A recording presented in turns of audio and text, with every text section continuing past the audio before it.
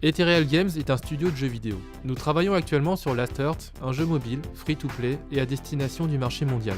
Le marché du jeu mobile est en plein essor. Voilà une décennie qu'il connaît une croissance à 2 chiffres et devra peser 70 milliards de dollars en 2018. Le modèle économique dominant des jeux mobiles est le free-to-play. Il se base sur les principes suivants. L'acquisition, comment faire essayer le jeu. La rétention, comment retenir le joueur sur le jeu.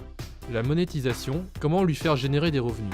Les études montrent une forte corrélation entre la réussite commerciale du jeu et la qualité de sa rétention. Et la rétention, c'est précisément le cœur de notre métier. Last Earth est un jeu de bataille en arène, où votre avatar évolue au fil des parties, en acquérant de nouveaux équipements et de nouvelles compétences. Le jeu est développé sur nos fonds propres depuis presque 2 ans et a connu de nombreux pivots. Il était important pour nous de proposer un jeu différent de ce qui existe déjà sur le marché mobile. Nous avons validé une version en interne que nous nous apprêtons à déployer en soft launch. Le soft launch consiste à sortir le jeu en test dans certaines régions du monde. De préférence en Asie du Sud-Est, où le prix de l'acquisition n'est pas élevé, mais où la monétisation rapporte également peu. Cela n'a pas d'importance, car il s'agit avant tout lors de cette phase d'évaluer les taux de rétention.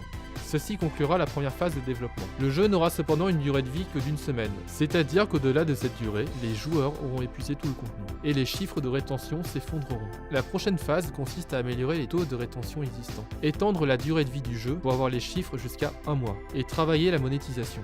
Nous estimons que cette phase durera de 6 mois à 1 an, et nous prévoyons un plan de financement à hauteur de 100 000 €. Si les 2 précédentes phases sont concluantes, nous passerons à la troisième phase qui consiste à acquérir massivement des joueurs via le marketing, lancer le jeu à l'international et étendre sa durée de vie à plusieurs mois, voire plusieurs années en y introduisant un système de compétition entre joueurs. Nous solliciterons à ce moment-là un investissement beaucoup plus conséquent.